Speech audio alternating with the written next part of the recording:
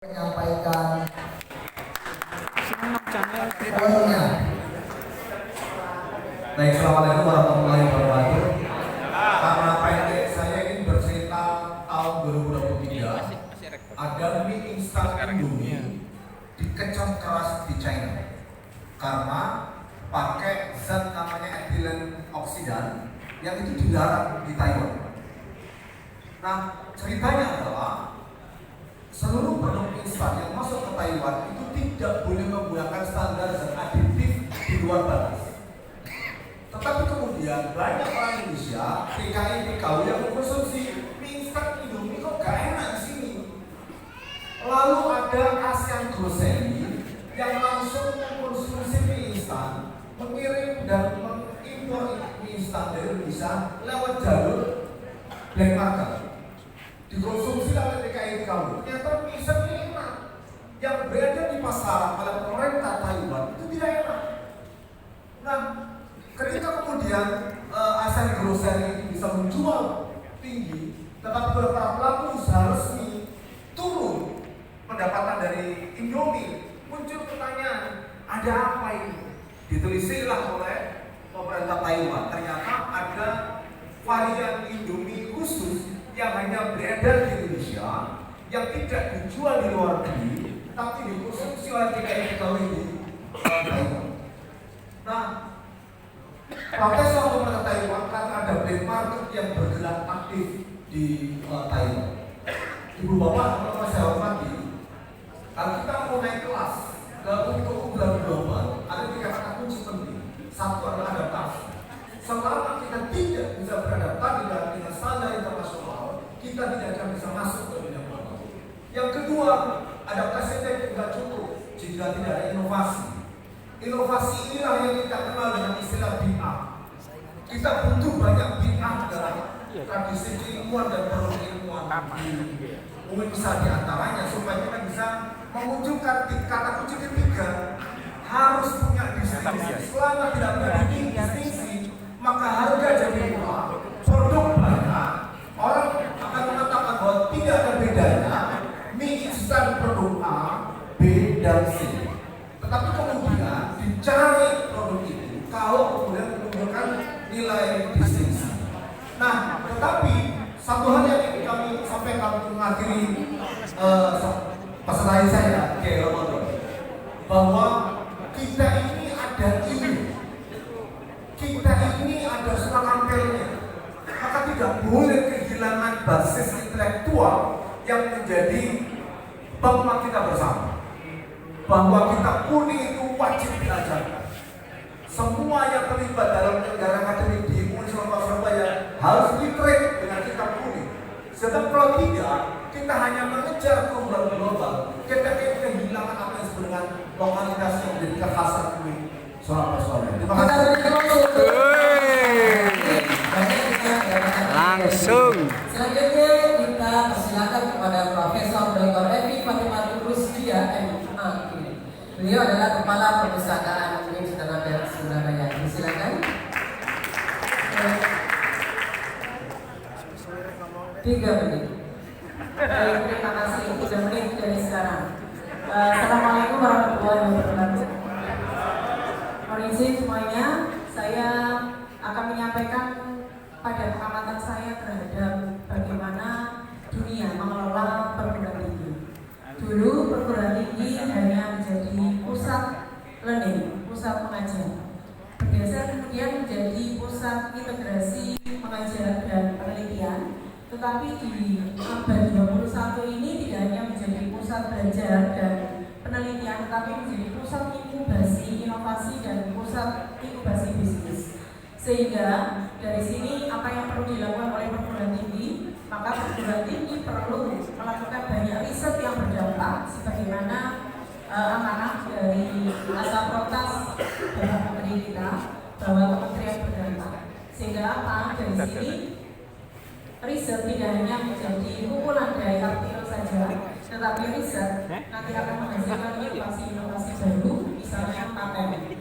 Di mana paten ini sangat mungkin untuk menjadi basis bisnis dari perguruan tinggi, sehingga perguruan tinggi kaya ya memiliki income generate dari inovasi-inovasi yang dilahirkan melalui riset-riset di perguruan tinggi. UI Sunan Ampel Surabaya punya semangat yang luar biasa dalam konteks integrasi keilmuan. Di integrasi keilmuan inilah nanti kita akan bisa memadupadankan antara ilmu satu dan ilmu yang lain untuk menjadi produksi paten yang nanti tentunya akan menghasilkan income generate bagi UI Sunan Ampel Surabaya. Demikian saya kira. Assalamualaikum warahmatullahi wabarakatuh. Terima kasih atas refleksi strategisnya. Berikutnya kami persilakan kepada Bapak Profesor Dr. Ahmad Muhyiddin.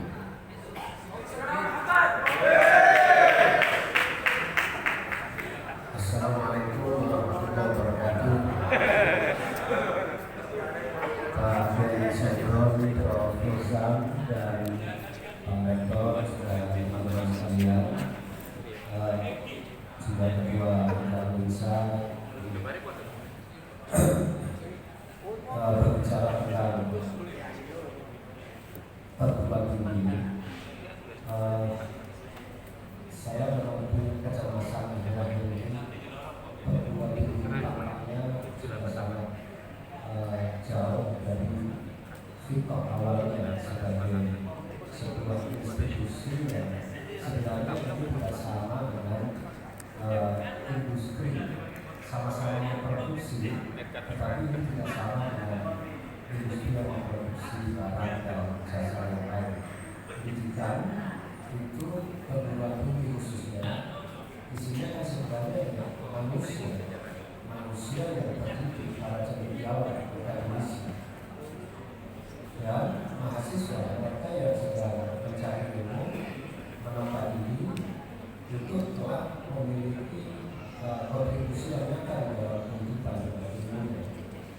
Nah, nampaknya akhir ini kapitalisme telah merambah dunia pendidikan ini sehingga seperti kita ketahui banyak perguruan tinggi berlomba-lomba membuka lebar pintunya, memperbanyak mahasiswa ini untuk mengejar ketercukupan pembiayaan pendidikan akibat semi swastanisasi dari pendidikan tersebut. Apa yang kita sebut dengan PPNBH di satu sisi memang mendorong perguruan tinggi untuk mandiri, menciptakan satu peluang-peluang yang bernilai untuk kemudian mampu dengan biaya pendidikan yang dilakukan. Tetapi di sisi lain ya kita kemudian biaya mahal dalam pendidikan, dan di situ banyak sekali katanya, terutama salah satunya adalah UI ini di samping memang sudah bertransformasi ya, menjadi universitas dengan keilmuan yang lintas tidak hanya agama, tetapi ada beberapa yang prodi yang misalnya menurut saya tidak jelas benar profesinya, itu sepi peminat. Oleh karena itu kayak misalnya akibat usaha dan lain sebagainya. Kalau saya lihat itu di Azhar, Usuluddin banyak sekali peminatnya, tetapi di kiai yang dulu merakitasi bentuk struktural keilmuan dari Azhar itu sekarang fakultas itu sangat sepi peminatnya. Ini sangat menyedihkan, sehingga tampaknya orang kuliah di dunia atau di mana pun itu akan memilih prodi mana yang lebih konkret dan jelas untuk menyampaikan dia pada pekerjaan. Oleh sebab itu saya sih berharap UI ini meskipun sudah mengalami transformasi tidak berarti dari top awalnya. Ilmuwan murni ini bagaimana kita berpikir bersama untuk kita support bareng.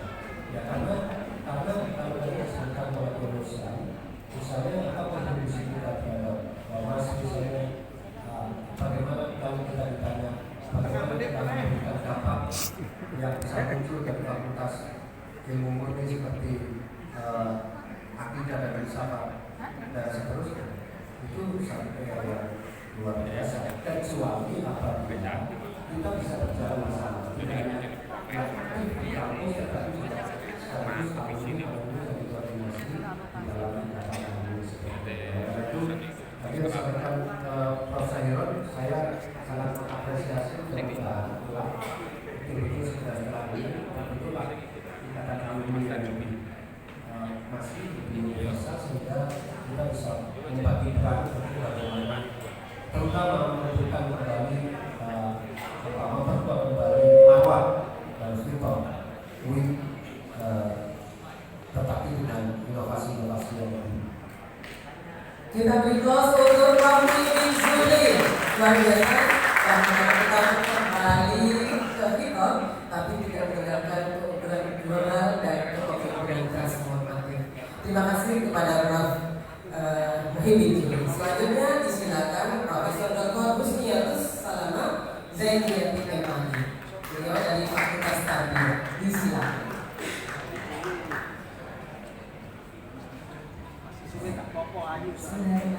Assalamualaikum warahmatullahi wabarakatuh.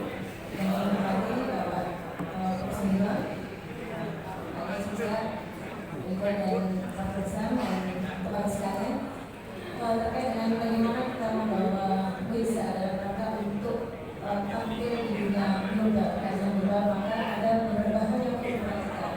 Terkait tadi kalau saya sampaikan bagaimana kita menekankan pada teknologi dan hilirisasi riset, tapi jangan pernah ditinggalkan bahwa kita ketika menanamkan kurikulum SOP, penanaman profesional itu dan nurani. Nah, nurani itu penting bagaimana kita membuka kesatuan pada anak kita.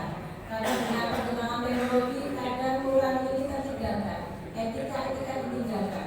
Nah, sebagai prinsip Unsur Ampel Surabaya, kita menekankan integrasi keilmuan ini, maka nilai-nilai keislaman yang kita kemas dalam bentuk bagaimana basicnya pendidikan ini bisa tercerminkan dalam proses dibernanya, baik pendidikan, penelitian, dan pengabdian pada masyarakat. Dan inilah yang akan membawa kita bagaimana kita punya distinksi untuk tampil di kancah global melalui riset terkait dengan integrasi tadi.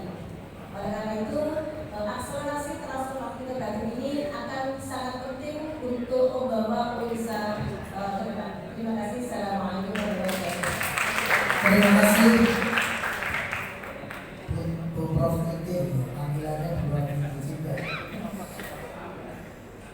Berikutnya kami persilakan pada Bapak Profesor Dr. Kiai Haji Ahmad Rubaidi, MA.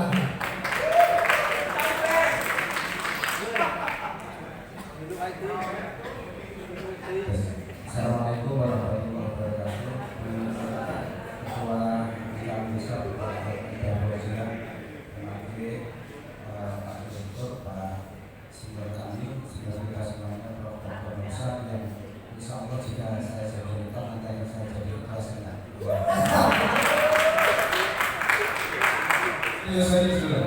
Yang kedua, Bapak Ibu sekalian, sayangnya forum ini tidak memiliki legitimasi secara langsung. Saya bayangkan, jika forum ini tidak ajang pemilihan secara langsung, insya Allah saya pasti menjadi rektor.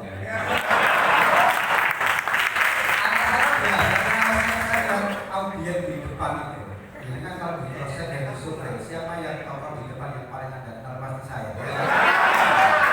Yang perempuan juga begitu, perempuan itu sedikit tidak mungkin awal pilih perempuan kayak debat karena ketua D-nya istrinya Pak Haji Ramadan. Haji Ramadan itu juga kenal dekat dengan saya. Bapak Ibu sekalian, ada dua poin yang ingin saya sampaikan. Ya. Saya ingin mengingatkan pada kita semuanya, positioning standing UIN Surat Ampel Surabaya yang posisinya ada di Surabaya. Dan kita tahu bahwa Surabaya itu kota terbesar kedua setelah Jakarta.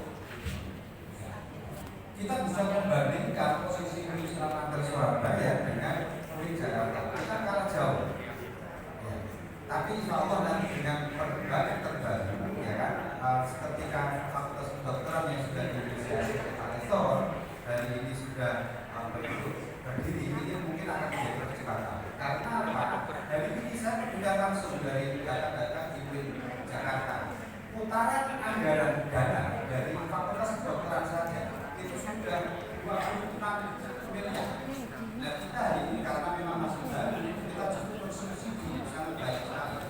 Itu satu.